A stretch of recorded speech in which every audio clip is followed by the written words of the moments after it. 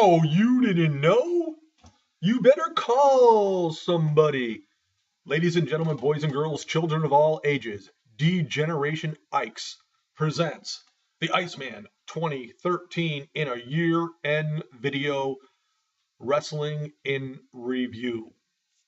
Welcome everybody to the Iceman 2013 V2013 YouTube channel.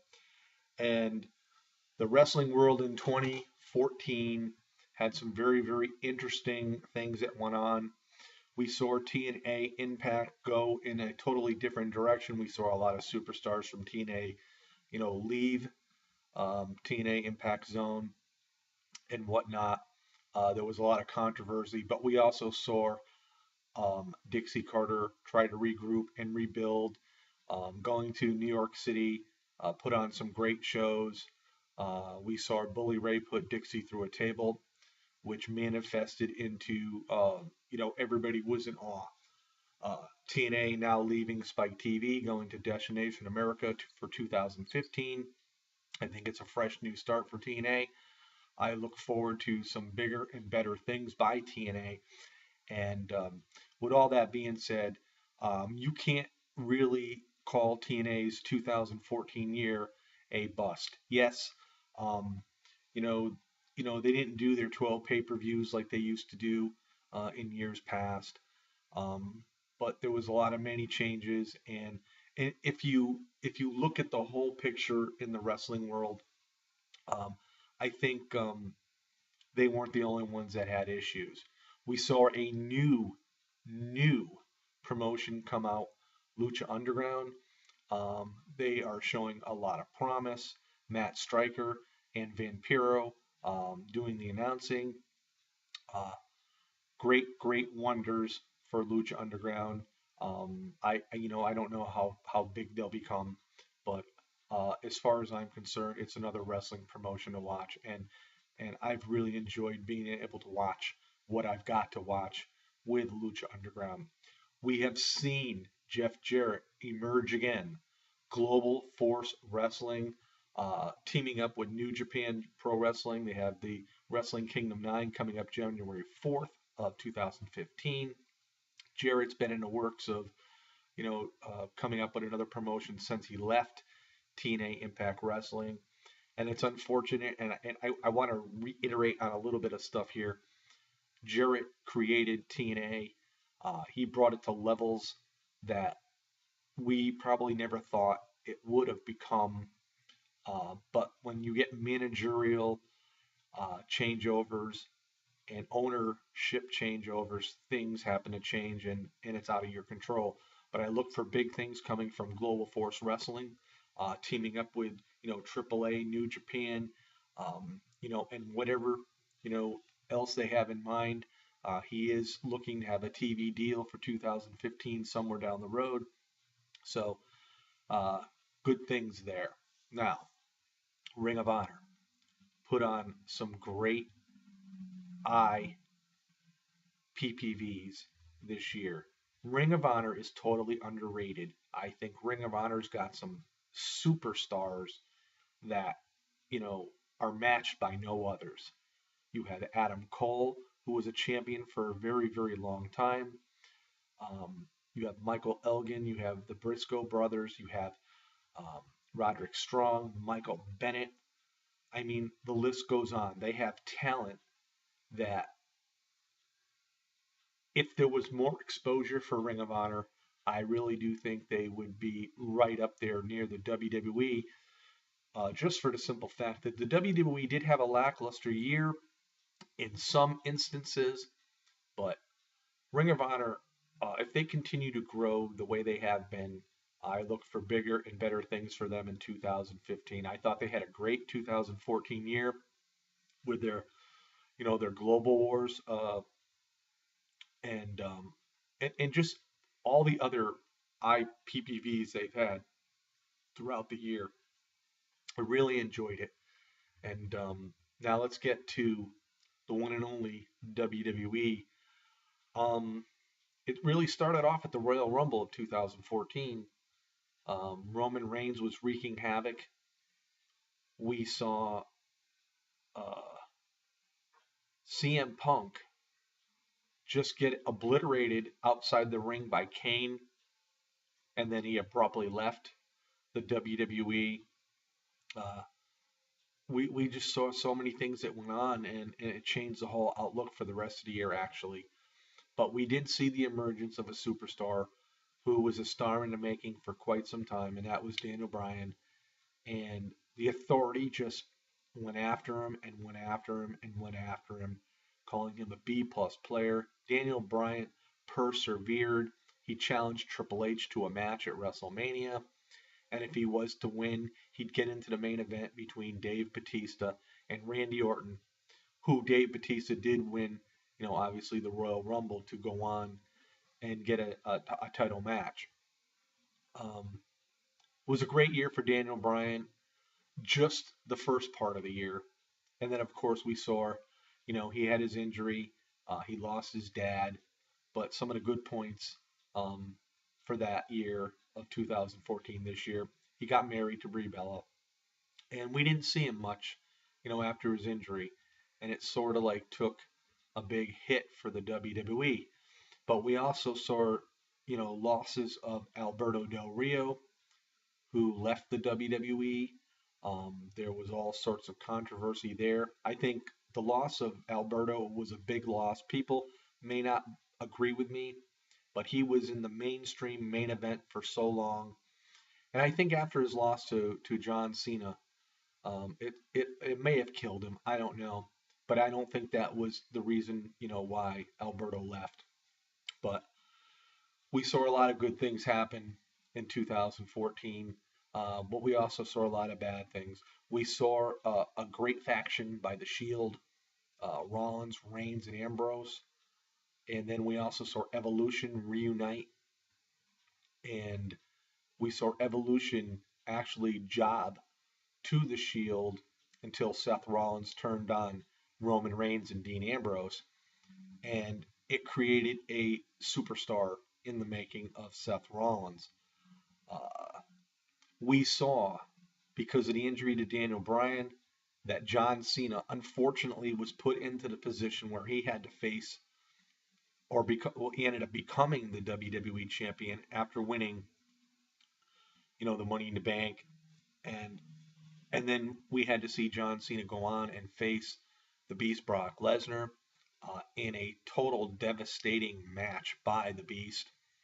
I think the WWE was wrong in doing that, but you have to understand earlier in the year, the Beast defeated the streak of The Undertaker and ended his streak at WrestleMania, which I thought in my mind was totally wrong to do, just for the fact that Lesnar is a part-time uh, superstar in the WWE.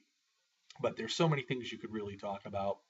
And then we saw John Cena at Night of Champions ready to defeat Brock Lesnar, and Seth Rollins came in, interfered. There was a DQ. And then we thought at Hell in the Cell it would be Cena, Rollins, and Lesnar. But Lesnar was a no-show for the rest of the year for pay-per-views. So, I would actually really have to say the first part of the year, there was some controversy, there was injuries. We lost Bad News Barrett as well throughout the year, as well as Roman Reigns and his groin injury, and the loss of CM Punk and the loss of Alberto Del Rio. And the first part of the year wasn't, they did what they could. And then they had to regroup and move on. They did start making stars, though, with the Wyatt family. Bray Wyatt now becoming very, very big. Dean Ambrose is, to me, is one of the most charismatic superstars in the business in the WWE. I look for some good things for Ambrose, but now with the return of Daniel Bryan coming at the Royal Rumble in 2015, I think there's going to be a lot of halt put to a lot of the pushes of some of these guys that have been pushed for, the last 8 weeks or so. Dolph Ziggler had a phenomenal year, being the sole survivor at Survivor Series, being the man that took down the Authority. Um, it it was an up and down year for the WWE. It was a year that you could yawn or you could clap. It all depended because week to week, shows varied so much. I mean, you'd have a great Raw one night, and then you'd have a Raw that was just so horrible. Then the following week, you said to yourself, well, last week sucked, so why watch it this week? But being a WWE fan or a wrestling fan as I am, I always tuned in, I always checked it out. So, all in all, you know, a lot of people would put a lot of disappointment in the whole world of professional wrestling. Um, I'm actually pretty satisfied with what I saw. I see good things to come out of all different promotions. With the authority back in the WWE, I would like them to, I would have liked them to come back and turn face. Um, I'm looking forward to see Randy Orton, see his return, see what he does. There's going to be some interesting things that are really going to go on in the WWE this upcoming year. And hopefully next Monday night will be the start of it. So, um, yeah, WWE was very much up and down all year. Like I said, they started the network. They were very upset with the network not gaining subscribers, but it is what it is. And TNA, a lot of people just hate on no matter what. But Dixie Carter has made the effort to keep TNA in survival mode by getting another network. Yet it's not the biggest network that it could be. But I think right now that wrestling for any network, networks are really just hesitant to take them. And you have to understand too that Vince McMahon, with his contract with like USA and and all the companies that are involved with USA and everything else, you know, he has a lot of pull to the point where other promotions won't get TV deals because they are linked to this network, and this network is obviously loyal to Vince McMahon. But with all that being said, um, I see 2015 being a breakout year for you know the smaller promotions. I think more people are going to watch. I think Ring of Honor is going to have a great year if they continue doing what they're doing. I think TNA is on the rise once again. I think Global Force Wrestling is going to make a huge impact, and if they time it right, they actually could be some very major competition to the WWE. And the WWE is always going to be the WWE, and I have no problem with that either. I will say this in closing: a lot of people hate on John Cena. John Cena gets put in these positions where he's not necessarily supposed to be in, but the WWE looks for one of their major stars to bail them out. But it's gotten to the point where Cena and Orton can't really bail them out anymore because they've been in those positions so many times before. So people really should think twice before they hate on Cena or even hate on Randy Orton. They were put in this spot not by choice, but by the WWE.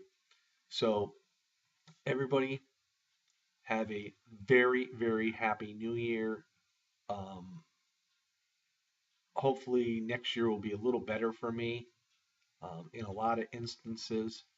Um, I don't know what the future brings, but I've enjoyed watching and reading and listening to comments from everyone, and it it's not going to end. It's not going to end. Um, I have no intentions of closing any channels down. Um, I may be gone for some time, but the Iceman knows nothing else. I mean, I'm a football fan, I'm a baseball fan, I'm a hockey fan, but I am more of a professional wrestling fan. and this is my life. So peace out, everybody. Happy New Year. We'll see you around the corner in 2015. Peace, everybody.